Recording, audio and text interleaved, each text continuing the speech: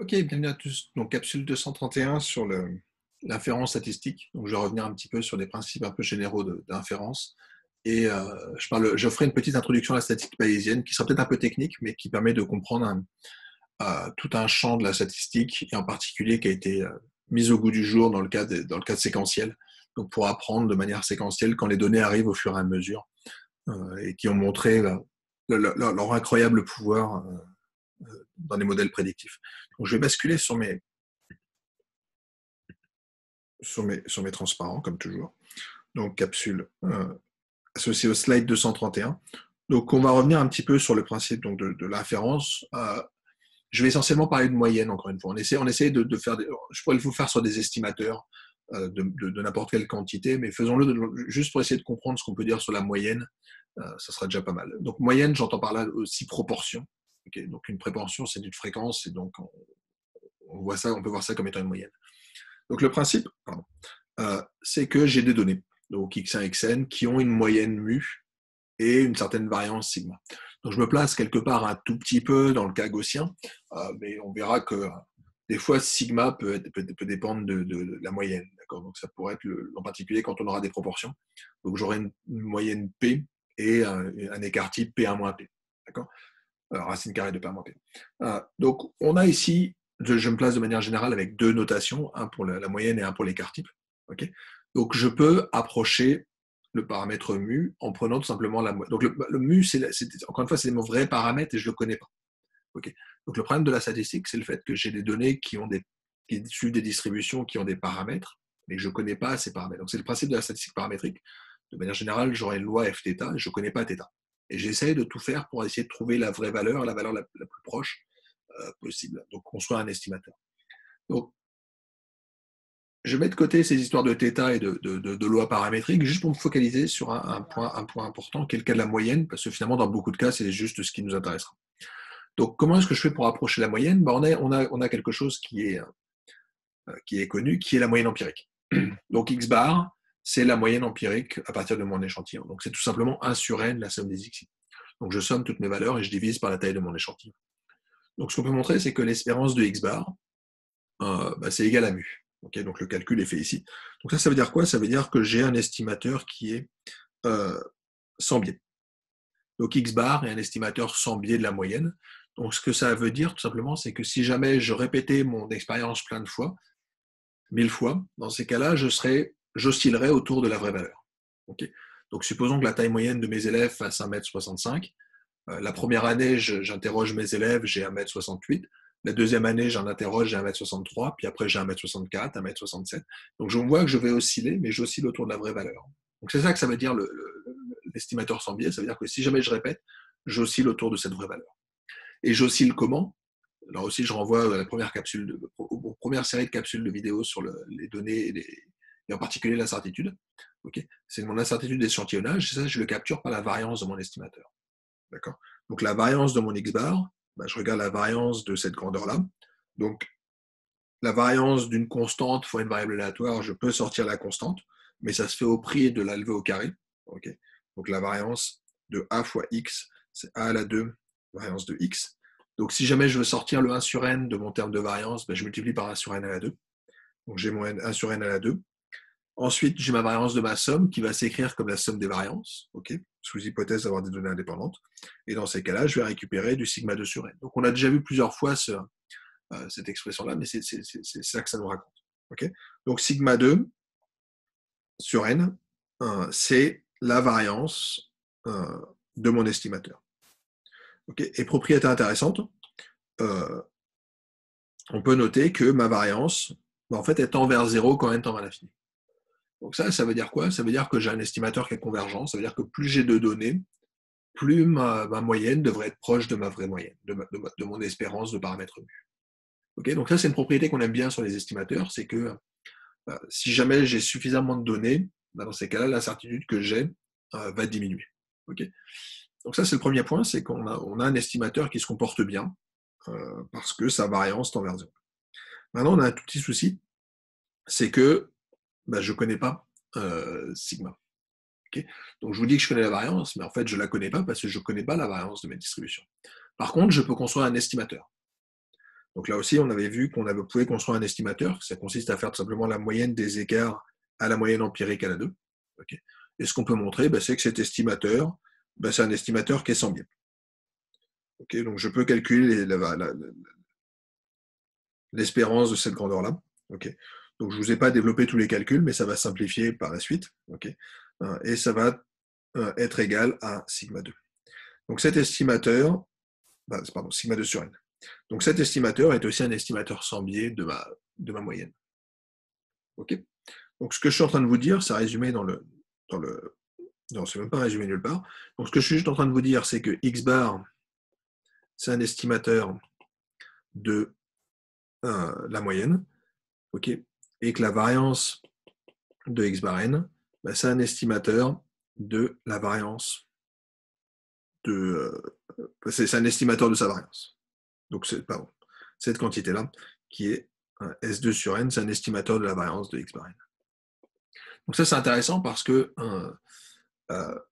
connaître la valeur centrale et connaître la dispersion, si jamais je fais une hypothèse de normalité, ça me permet de construire un intervalle de confiance. Okay. Donc assez classiquement, on veut des intervalles de confiance. Donc, le but de cette partie inférence, c'est essentiellement de construire un intervalle de confiance et de vous dire, 1, je peux construire un estimateur qui est bon, mais 2, je peux même vous dire où est-ce qu'il sera dans 95% des cas. D'accord. Donc pour ça, on utilise tout simplement le théorème central limite. Donc le théorème central limite me dit tout simplement que la moyenne, elle va être centrée sur cette grandeur-là. Pourquoi? Parce que cette grandeur-là, c'est l'espérance de x bar n. Et le terme de droite, c'est la variance de x bar n. Mais ça ne nous aide pas trop parce que sigma 2, je ne le connais pas. Donc, ce que je disais dans le slide juste avant, c'est qu'en fait, cette grandeur-là, je peux l'approcher par ça. Et donc, finalement, le résultat qui nous intéressera le plus, c'est celui-là. C'est de dire x bar n, il suit à peu près une loi normale qui est centrée sur mu et dont la variance, je peux au moins l'estimer. Donc, cette fois-ci, je connais cette grandeur-là, je connais cette grandeur-là, et donc, je peux récupérer une distribution. Okay. Donc, à partir de là, on va inverser encore une fois ce qu'on va dire. Je vous rappelle, quand on a une loi normale, la densité va s'écrire avec du y moins mu à la 2. Okay, donc je peux permuter mu et y bar. Okay, et donc ce que ça veut dire, c'est que mu, il appartient à x bar plus ou moins 2 fois l'écart type qui est S sur racine de n dans 95% des cas. Donc c'est ce qu'on va récupérer ici. Donc ça nous donne de manière générale, donc maintenant que je vous ai expliqué ce que c'est que cette formule, on peut l'utiliser de manière générale. Quand vous avez des données, vous essayez de trouver un estimateur de votre paramètre de moyenne, vous prenez x bar. Si jamais vous voulez un intervalle de confiance, vous prenez x bar plus ou moins 2 fois l'écart type associé à vos données divisé par racine de n. Okay. Donc ça va être l'intervalle de confiance à 95% pour un paramètre de moyenne. Et ça, je peux l'utiliser dans plein d'applications. Okay. Donc ça va m'intéresser parce que ça me permet de construire un intervalle de confiance dans plein de cas. Okay. Donc exemple tout simple. Je vais juste regarder un petit quelque chose. Donnez-moi 2 secondes. Ok, pardon. Donc on est reparti. Oui, donc petit exemple tout simple. Donc vous avez une population avec 400 individus qui ont été consultés. Donc vous avez créé un échantillon de taille 400 et vous regardez dans cette population le nombre d'années qu'ils ont passé à l'école. D'accord. Donc vous demandez dans votre population, donc vous êtes dans une grande ville à Montréal, combien en moyenne les gens ont passé à l'école. Vous ne pouvez pas demander à tout le monde. Donc ça sera la notion d'exhaustivité, le fait que vous faites un recensement. Là, on est sur l'idée de demander un petit échantillon juste pour avoir un ordre de grandeur. Donc vous allez demander à 400 personnes et vous allez récupérer un X bar qui vaut 11,6 années et un écart type à 4,1 années. Est-ce que vous êtes capable de vous donner une valeur moyenne au nombre d'années d'études? Oui, c'est 11,6. Maintenant, la question plus intéressante, c'est est-ce que vous êtes capable de construire un intervalle de confiance à 95% du nombre d'années d'études? Okay. Donc, comme vous n'avez que 400 personnes, on peut se dire, j'ai peut-être pas mal d'incertitudes autour de ce 11,6 années. Okay. Donc, cet écart type, il est construit sur toutes vos données. Donc, il y a des personnes qui ont répondu 7, il y en a qui ont répondu 15, il y en a qui ont répondu 20, il y en a qui ont répondu 3, il y en a qui ont répondu 8. Okay. Donc, vous prenez toutes vos données, vous calculez leur écart type. L'écart type, il est à 4,1. Vous calculez votre moyenne empirique, elle est à 11,6. Et vous voulez construire votre intervalle de confiance. La réponse, je viens de la donner. C'est de dire, vous prenez un x bar plus ou moins 2 fois sigma sur racine carrée de n. Vous ne connaissez pas sigma. Vous le remplacez par l'estimateur de votre écart type. Okay. Donc, votre intervalle de confiance, c'est tout simple. C'est très exactement x bar plus ou moins 2 fois votre écart type divisé par la racine carrée de 400. Okay, et donc, ce qu'on peut montrer, c'est que donc, la racine carrée de 400, c'est 20. Okay, 2 divisé par 20, ça vous fait un dixième. Donc, vous aurez tout simplement x bar plus ou moins sigma sur 10. Okay, donc, on récupère très exactement cet intervalle qui vous dit bah, là, le temps passé à faire des études dans votre population, il est sûrement compris entre 11,2 années et 12 années. Okay. Donc, on a non plus une valeur entachée d'incertitude. Okay. Là, j'ai réussi à capturer l'incertitude pour construire cet intervalle de confiance. Okay. Puis si jamais je répète les expériences tous les ans, bah, je vais sûrement osciller, mais en tout cas, on verra peut-être une tendance s'afficher. Donc, on essaiera de faire par la suite des graphiques avec des tendances, mais on voit qu'on a des bornes de confiance qui permettent d'évoluer dans le temps. Donc, pensez par exemple, on reviendra juste après là-dessus, à des sondages politiques. Donc, vous interrogez les gens, puis vous faites ça toutes les semaines et vous vous demandez est-ce que l'opinion il a changé. Ben, l'opinion va changer parce que vous prenez un autre échantillon, mais c'est simplement en ayant l'intervalle de confiance, vous pourrez affirmer, et c'est ce qu'on verra un peu plus dans les tests, que la différence que vous observez cette semaine est vraiment différente de celle de la semaine passée ou pas. Okay, donc, si vos intervalles de confiance sont très proches, vous direz bah, l'opinion il est à peu près le même. Si jamais vous avez vraiment une rupture, vous direz je peux affirmer avec confiance que l'opinion a changé. Okay, donc c'est à ça que ça sert fondamentalement les intervalles de confiance, c'est pouvoir affirmer des différences, et en tout cas des ordres de grandeur de différence comme étant significatifs. Donc là aussi, il y aura une capsule juste après sur la notion de significativité. Ok, donc ça c'est très exactement ce qu'on vient de faire. Donc je vais parler un tout petit peu d'un autre type de manière de faire de la statistique, c'est la statistique bayésienne. L'approche bayésienne, elle est très différente en termes de philosophie, mais pas forcément en termes de résultats. Donc les résultats pourront être les mêmes. Donc typiquement, je pourrais vous faire le même exercice qu'auparavant dans un cadre bayésien. On verra que ça vous donne à peu près les mêmes valeurs. Okay, sauf que le cadre bayésien nous donnera une possibilité, en particulier dans des cas un peu pathologiques pour lesquels on n'est pas capable de construire l'intervalle de confiance. Donc j'en avais parlé un tout petit peu, je pense, quand je vous avais fait les choses sur la moyenne, où vous avez pris un cas où on interrogeait, c'était sur la triche. On se demandait si des personnes trichaient les examens. Sur 5 années, on a obtenu 0,4 triches et on se demande quel est l'intervalle de confiance qu'on a sur la proportion de tricheurs. Et ce que je vous ai dit, c'est qu'on ne peut pas le faire. On ne peut pas le faire, on n'a pas les outils. On verra qu'avec l'approche bayésienne, on aura des outils pour répondre à cette question. Donc, je vais reprendre un problème classique de stats bayésienne, c'est l'approche des calculs de probabilité conditionnelle, parce que c'est ce que nous dit la formule de Bayes. Donc, exemple tout simple, j'ai 2 sacs. Okay, le sac A, désolé. Voilà. Le sac A à gauche, le sac B à droite. Okay, le sac A contient plus de boules rouges que de boules bleues. Okay, j'ai 4 boules rouges et 3 fois plus de boules. Pardon. Je refais. J'ai 4 boules bleues et 3 fois plus de boules rouges. Et dans le sac sac B, j'ai autant de boules rouges que de boules bleues. Okay. L'intérêt de la stat bayésienne, c'est des histoires de proba conditionnels. Donc là, ce que je vous donne, c'est par exemple, si jamais je vous dis, sachant que j'ai tiré dans l'urne A, dans le sac A, quelle est la probabilité de tirer une boule bleue. Okay, donc ça, c'est facile, c'est proba conditionnel. D'accord. L'idée de la stat bayésienne, c'est, et je renvoie au petit transparent que j'avais fait sur les écritures des probabilités conditionnelles, c'est qu'on peut s'amuser à inverser le conditionnement. Et donc, ma probabilité de A sachant B, je peux l'écrire comme une probabilité de B sachant A. Okay, et donc, c'est ce qu'on va faire ici. C'est la question qu'on va se poser, c'est vous tirez une boule bleue, qu'est-ce que vous sachez, qu'est-ce que vous pouvez dire sur la probabilité, sur l'urne que vous avez sélectionnée, sur le sac que vous avez sélectionné. Okay, si jamais vous tirez une balle bleue, vous vous dites, il y a peut-être plus de chances pour que j'ai pris un sac dans lequel j'avais plus de boules bleues. Okay, d'un point de vue heuristique, ça a du sens.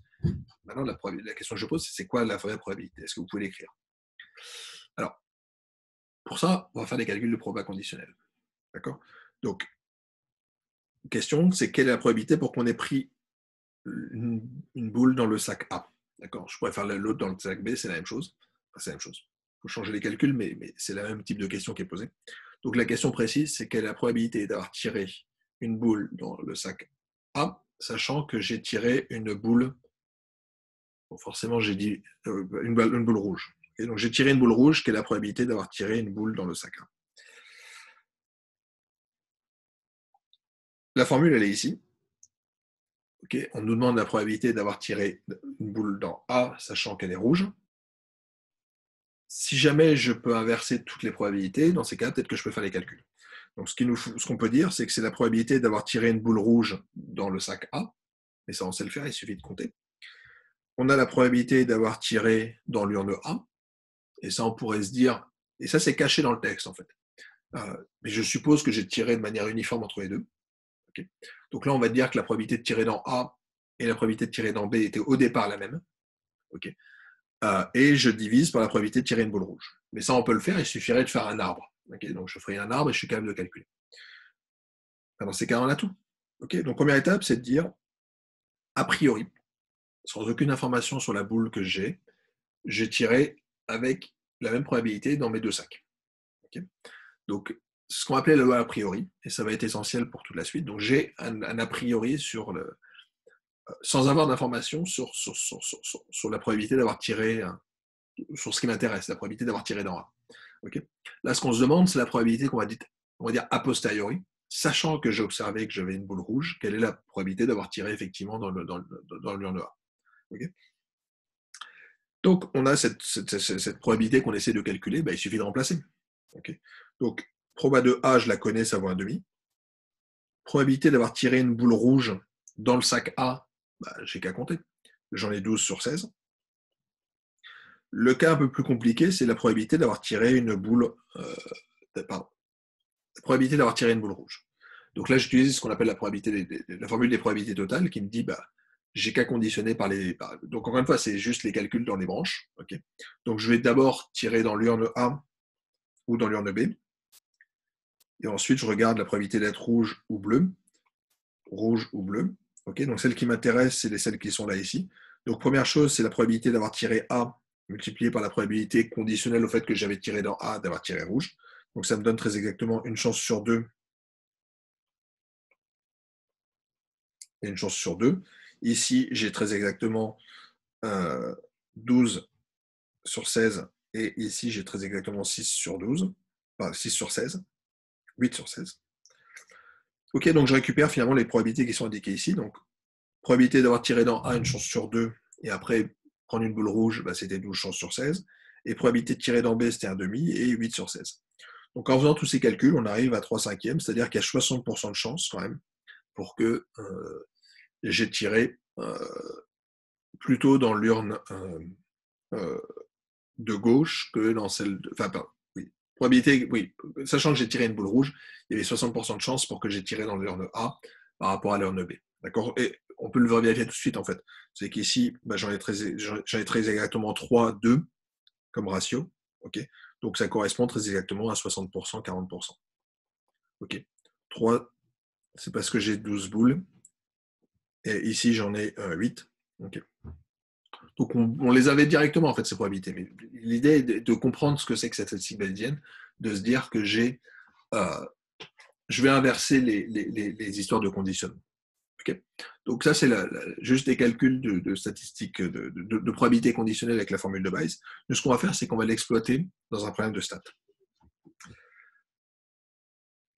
Dans un problème de stats, qu'est-ce qu'on a? On a un paramètre et on a des données. Donc, par exemple, dans les exemples que j'avais auparavant, je vous disais, les xi, ils suivent une loi normale, mu, sigma à la 2. Okay, donc, je supposais que sigma soit connu, mais en gros, j'ai mes observations et j'ai ici une loi qui dépend d'un paramètre inconnu. L'idée de la statistique bayésienne va être de dire le paramètre mu, au lieu de me dire qu'il a une valeur constante que je ne connais pas, je vais dire que c'est quelque chose d'aléatoire. Il a une certaine distribution. Okay, et ce que je vais me demander, c'est est-ce que je peux. Donc j'ai peut-être un a priori sur la distribution de mon paramètre mu. La question, c'est est-ce que mes observations vont influencer mes croyances? Est-ce que je peux calculer ma loi de mon paramètre conditionnellement à mes données? Donc c'est exactement ce qu'on va faire dans un cas de bayésien. Donc je vais juste revenir sur quelque chose un peu formel. Je suppose que mes x ont une certaine distribution qui dépend de θ.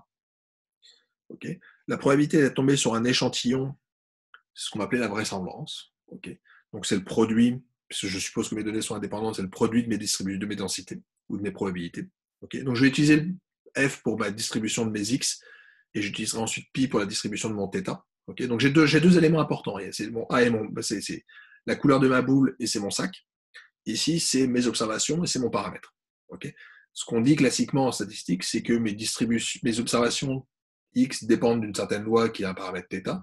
Ce qu'on va s'amuser à faire dans un cadre bayésien, c'est de se dire, je vais essayer de voir comment θ est influencé par mes données. Okay, donc c'est quelque chose de très élégant, en tout cas d'un point de vue analyse des données. Okay, c'est de se dire que je vais essayer de comprendre qu'est-ce que mes données m'apprennent sur mes paramètres d'intérêt. Okay, donc c'est vraiment la philosophie bayésienne de dire je vais regarder des lois conditionnellement à mes données. Voilà.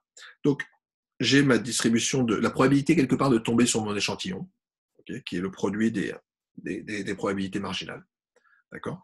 Et une fois que j'ai écrit ça, en fait, je peux m'intéresser à la distribution de mon paramètre θ, donc on va dire a posteriori. Donc, exactement comme on regardait juste auparavant, probabilité de tomber d'avoir tiré dans l'urne rouge, sachant que j'ai observé une boule rouge. Okay. Donc dans l'urne A, sachant que j'ai tiré une boule rouge. Là, c'est pareil, quelle est la probabilité d'avoir ce paramètre θ, sachant que j'ai observé telle grandeur. Okay, donc par exemple, je m'intéresse à la taille de mes élèves. Je peux supposer que la taille de mes élèves dépend du genre. Okay, donc je suppose que les garçons ont une distribution de taille qui suit une loi normale qui est centrée sur 1m75. Les filles ont une distribution de taille qui tourne autour d'1m65. Sachant que j'ai observé quelqu'un qui fait 1m80, quelle est la probabilité que ce soit un garçon? Okay, dans ces cas-là, il suffit de tout inverser.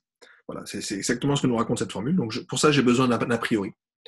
Donc j'ai besoin de supposer quelque chose sur mon paramètre θ. Donc je suppose qu'il aura une distribution a priori. Et ce que je vous dis juste, c'est que si jamais j'ai cette distribution-là, et si jamais j'ai une distribution pour mes x, dans ces cas-là, je peux vous écrire la distribution a posteriori. Ma distribution a posteriori, c'est le produit de ma distribution a priori par ma vraisemblance que j'ai besoin de normaliser.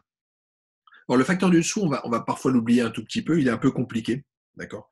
J'utilise la formule des probabilités totales, mais ce qu'on peut montrer, c'est que c'est proportionnel à la probabilité de tomber sur θ multipliée par la vraisemblance. D'accord. Donc, c'est ça que nous raconte la formule de Bayes. Elle nous dit que la probabilité de tomber sur mon θ conditionnellement à mes données, c'est proportionnel à la probabilité a priori que j'avais tombé sur θ multipliée par la densité. Ce qui est exactement la formule qu'on avait obtenue juste avant. La probabilité d'avoir tiré dans l'urne A, dans le sac A, conditionnellement au fait que j'ai observé une boule rouge, je peux l'écrire comme étant la probabilité d'avoir tiré déjà dans l'urne A au départ, okay, multipliée par la probabilité d'avoir tiré une boule rouge, sachant que j'ai tiré dans l'urne A. Okay. Donc on est proportionnel à ce genre de grandeur-là. Et en bas, c'est juste un facteur de proportionnalité. Donc ces deux-là, c'est ces termes-là, et on va un peu les oublier. Okay. Donc l'idée de la stat bayésienne, ça va être juste de ça, ça va être de dire que classiquement, on va dire j'ai mes données, j'ai mes paramètres, j'observe mes données, j'essaie d'en déduire de l'information sur mes paramètres. Là, on va le faire de manière un peu propre en disant je m'intéresse, sachant que j'avais un a priori sur ma distribution de mes paramètres, qu'est-ce qui se passe si jamais j'observe des choses? Comment je vais mettre à jour ma distribution? Donc l'exemple dont je parlais dans une série de capsules précédentes, c'était pendant 5 ans, j'observe des étudiants, j'observe que personne n'a jamais triché dans mon cours. Donc je peux dire que mon P-chapeau, ça vaut 0%, mais est-ce que je peux avoir un intervalle de confiance? Et ce que je vous disais, c'était je ne peux pas répondre à cette question d'un point de vue fréquentiste, parce que je vous rappelle que quand je fais ma formule de base, c'était de dire je prends mon P-chapeau plus ou moins 2 fois la racine carrée de P-chapeau 1 moins P-chapeau, donc qui est l'estimateur de mon sigma divisé par racine carrée de n. Et ça, ça me fait 0, plus ou moins 0, donc ça me fait, je peux vous affirmer de manière certaine que ça vaut 0, et on voit que ça ne marche pas. Alors, ce qui se cache derrière, c'est que je ne peux pas supposer que c'est gaussien, parce que quand j'observe 0, je n'ai pas de loi normale. Voilà. Donc, c'est ça qui va un peu se cacher derrière. Là, on va essayer de le répondre avec une réponse bayésienne. Donc, je suppose que je m'intéresse à une variable xi qui est est-ce que j'ai observé des tricheurs l'année i? Donc, c'est une variable indicatrice. Si jamais j'ai observé des tricheurs, je mets 1. Si je n'ai pas observé de tricheurs, je mets 0. Donc, c'est une variable 0,1. OK. Les variables 0,1, on sait comment ça se représente, c'est des lois de Bernoulli. Là aussi, je vous renvoie vers les capsules qui parlent un petit peu de ces lois-là à la fin, dans les capsules de maths. Une loi de Bernoulli, c'est décrit complètement par la probabilité. Il suffit que je connaisse la probabilité de tomber sur 1 et la probabilité de tomber sur 0, et j'ai complètement décrit la loi. Donc en fait, c'est une probabilité qui vaut θ ou 1 moins θ. Okay. Donc, la probabilité de tricher, elle vaut θ. Okay, mais je ne le connais pas. Et j'aimerais bien avoir cette distribution pour qu'on soit sur un intervalle de confiance. Okay, donc ce qui nous intéresse, c'est la distribution, parce que la distribution nous donne l'intervalle de confiance. Okay, donc supposons que j'avais observé 0 triche, 1 triche et 0 triche. La probabilité de tomber sur mon échantillon, c'est le produit des probabilités. D'accord? Donc ça, je vous dis juste, je suis capable de vous trouver la loi. Donc ce que j'avais noté f de x sachant θ, je suis capable de vous trouver la probabilité de tomber sur un échantillon si jamais vous me donnez θ. La probabilité, elle vaut très exactement ici 1 moins θ puissance 2 θ. Okay, et donc, ce qu'on voit, c'est que si jamais je faisais mon étude pendant n années et que j'observais cas de triche, ben dans ces cas-là, on devrait avoir quelque chose qui serait de la forme 1 moins θ puissance quelque chose et θ puissance autre chose, en sachant que la somme des deux devrait être égale à n. Okay, et ça, c'est ce qu'on appelle les lois bêta. Donc c'est des lois qui sont relativement connues. Okay, et ce que je suis en train de vous dire, c'est que si jamais je regarde cette valeur en tant que valeur de θ, je vais retrouver une loi bêta. D'accord? Donc je vais fermer la parenthèse, voire même je vais enlever cette partie-là parce que ça va peut-être vous embrouiller un peu plus qu'autre chose, mais disons qu'on a des grandeurs qu'on connaît bien. Ok, donc je reviens sur mon échantillon de départ. Okay, donc supposons que j'ai observé x1, x2, x3, xn. Ce que je vous dis juste, c'est que je suis capable de vous déterminer la probabilité. Okay, donc la probabilité d'être tombé sur mon échantillon, bah, c'est tout simplement quelque chose qui va ressembler à ça. C'est tout simplement θ puissance le nombre de triches. Donc x transposé 1, c'est tout simplement la somme des xi. Okay, donc j'ai le nombre d'années de triche, et ici j'ai du 1 à n moins le nombre d'années où il y a de la triche. Okay.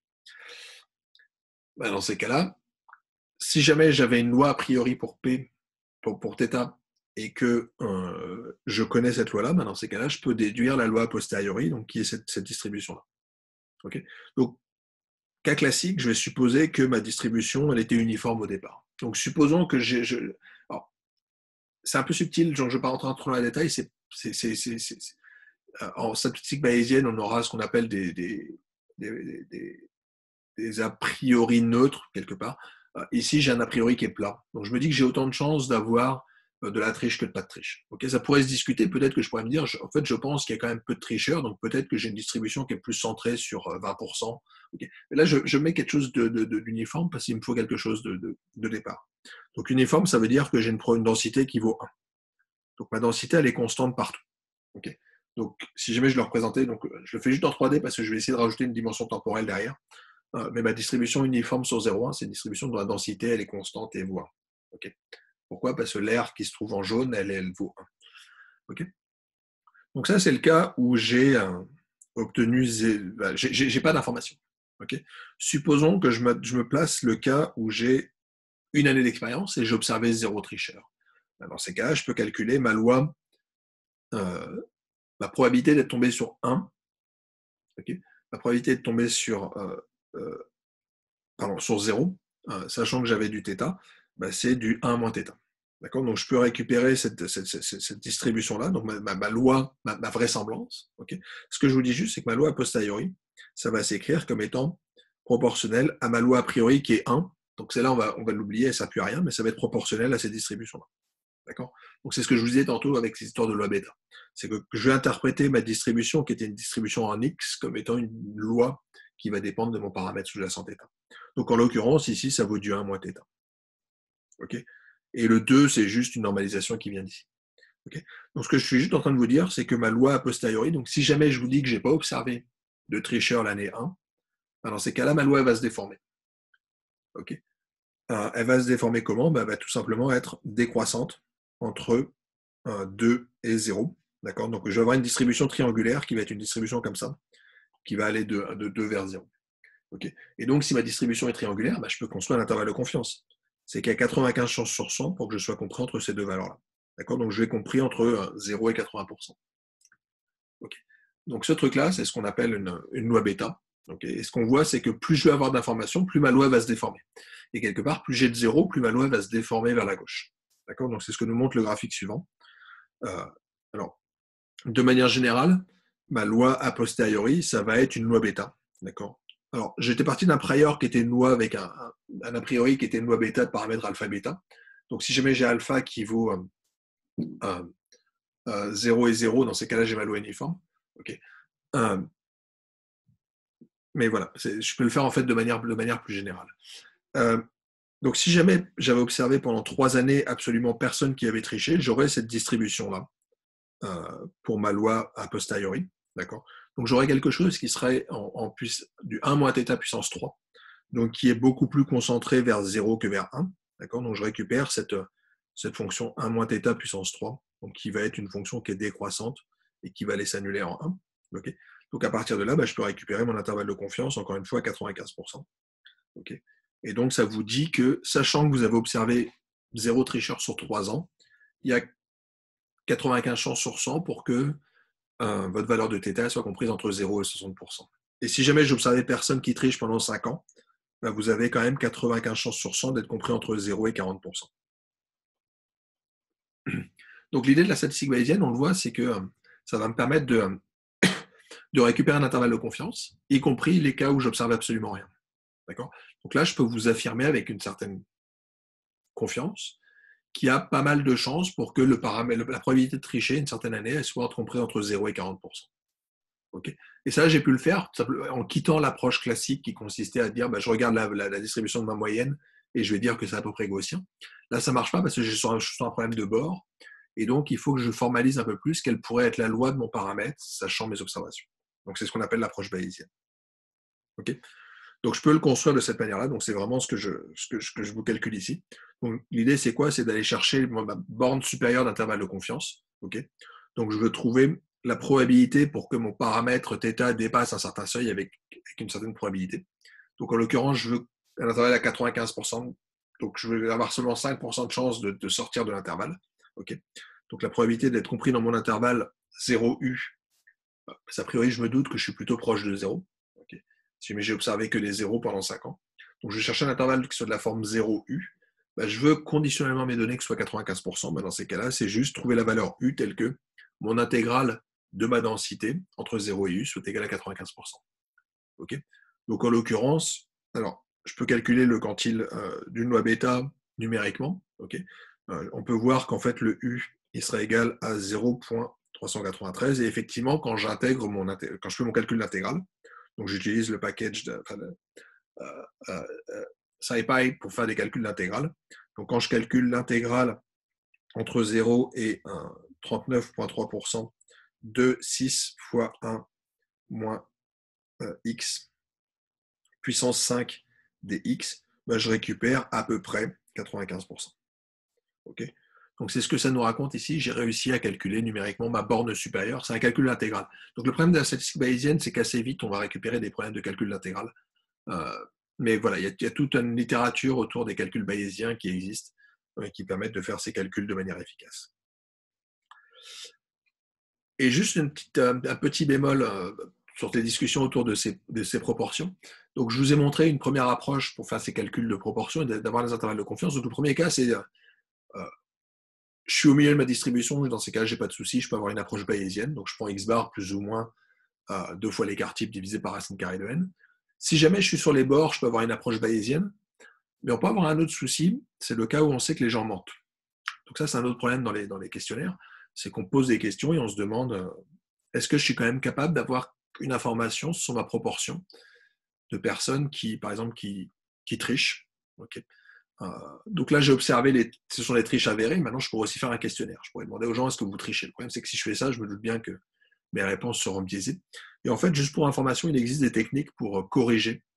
Alors, c'est un tout petit peu tordu, mais je pense que ça vaut le coup de le savoir. Donc la question qui a été posée dans cet article, c'est vous voulez savoir la proportion de personnes qui ont trompé leur conjoint l'année passée. Donc vous savez que si vous leur demandez, les personnes vont mentir. Et donc il y a une stratégie qui consiste à dire, en fait, vous leur faites tirer au hasard la réponse, enfin la question à laquelle ils vont répondre. Donc vous inscrivez la question sur 2 petites feuilles. Une feuille bleue sur laquelle vous avez la question qui est avez-vous trompé votre conjoint? Les feuilles rouges sur lesquelles vous avez est-ce que vous avez déjà vu Titanic? Okay. Vous demandez aux personnes de lancer une pièce et de prendre une feuille. Donc vous ne vous regardez pas. La personne tire une feuille et regarde la question et répond à la question. Donc elle va vous dire oui ou non, okay, sauf que vous ne savez pas à quelle question elle a répondu. Donc ça, c'est une méthode pour Donc on biaise les données quelque part. Sauf que derrière, ce qu'on pourra avoir, c'est des méthodes qui permettent de corriger, dans le sens où, à partir de vos données, vous pouvez assez facilement trouver la proportion de personnes qui ont répondu oui. Okay, le problème, c'est que vous ne connaissez pas la question à laquelle ils ont répondu. Okay, sauf que vous leur posez une question. Alors, il y a une question qui vous intéresse, qui est la deuxième.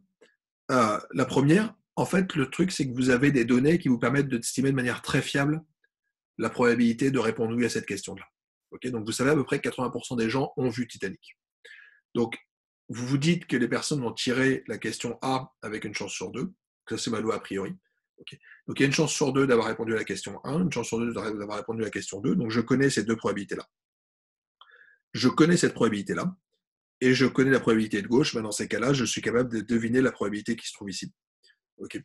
Ma probabilité θ, qui est la grandeur que je ne connais pas, ben, je peux l'approcher tout simplement en faisant donc, des petits calculs de probabilité, donc en disant juste, ben, ça va être 2 fois la probabilité d'avoir répondu oui,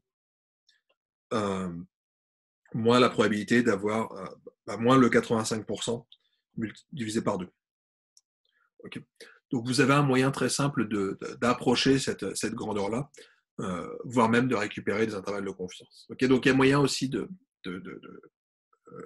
récupérer des données dans un contexte où vous savez que les gens mentent. Donc voilà, c'était juste pour information. Et dernier point sur l'histoire des estimateurs, une terminologie qui peut être intéressante, je vais juste remontrer le titre parce que c'est peut-être un peu formel, mais sur les histoires de précision et d'estimateurs. Donc on a juste parlé de moyenne et de variance. Donc la moyenne et la variance, on a dit que c'était deux indicateurs qui étaient importants. La moyenne, c'est ce qui vous permet de définir ce qu'on appelle le biais de l'estimateur. Donc le biais, ça veut dire que vous êtes tombé sur la bonne valeur. Donc un exemple classique, c'est les histoires des cibles. Un estimateur sans biais, c'est quand vous tirez à peu près au centre de la cible. Okay. Donc ici, vous avez des estimateurs qui sont sans biais. Donc le biais, c'est est-ce que vous tombez à peu près sur les valeurs qui vous intéressent. Les estimateurs biaisés, c'est au contraire des estimateurs qui tombent toujours à côté. D'accord. Ce que montre la recherche récente en sciences de données, c'est que des fois, c'est quand même pas mal d'avoir des estimateurs biaisés. C'est que si jamais vous êtes capable d'avoir des échantillons qui sont comme ça, et que vous savez estimer l'ordre de grandeur du biais, dans ces cas-là, cet estimateur, il peut être intéressant. Et en particulier, dans toutes les méthodes de ce qu'on appelle la régularisation, mais j'en parlerai pas ici. Donc, les méthodes de régularisation consistent à dire que des fois, ça peut être intéressant d'avoir des estimateurs biaisés si jamais ils ont des variances qui sont relativement faibles. Okay. Donc, la grande distinction, la première distinction va se faire entre biais et pas biais. Donc, le biais, c'est le fait qu'en moyenne, vous êtes bon. Biaisé, ça veut dire que vous tombez à peu près à côté. Et l'autre chose, c'est la précision. Okay. Donc, la précision, c'est est-ce que vous visez juste ou est-ce que vous visez moins juste, un peu moins juste et de manière plus dispersée ou de manière plus concentrée. D'accord. Donc, on a ici les 4 cas possibles. Okay. Ici, vous avez un estimateur sans biais, mais avec une variance importante. Ici, vous avez le cas idéal, qui est un estimateur qui est bon, qui est précis, qui est vraiment autour de la bonne valeur. Ici, vous avez un cas qui est moyennement intéressant. Okay. C'est l'estimateur qui est à côté et qui en plus est relativement dispersé. Donc, idéalement, c'est celui que vous voudriez le moins. Okay. Donc, celui-là, c'est le moins bon. Et après, donc, vous avez l'autre cas un petit peu intermédiaire, qui est le cas où vous avez un estimateur précis, mais qui tombe à côté. D'accord. Donc, les deux cas à gauche et à droite sont les deux cas un peu extrêmes, où vous avez soit un des deux qui est bon. Okay. Donc, dans le cas de gauche, vous êtes bon en moyenne, mais vous êtes très dispersé. Celui de droite, c'est au contraire, vous visez mal, mais vous êtes précis. Okay. Donc, vous ne visez pas vraiment le centre, mais vous visez très bien, mais à côté. Okay. Donc, c'est ce qu'on va avoir, mais idéalement, ce qu'on voudrait, c'est effectivement le cas numéro 2. D'accord. Donc, on a cette différence fondamentale qui existe entre la précision d'estimateur et son accuracy, qui vous dit est-ce que vous avez réussi à viser au bon endroit dans votre distribution. Donc, voilà pour les grands concepts généraux sur l'inférence. Et je pense, m'arrêter là pour aujourd'hui, puis on se retrouve bientôt sur d'autres séries de capsules.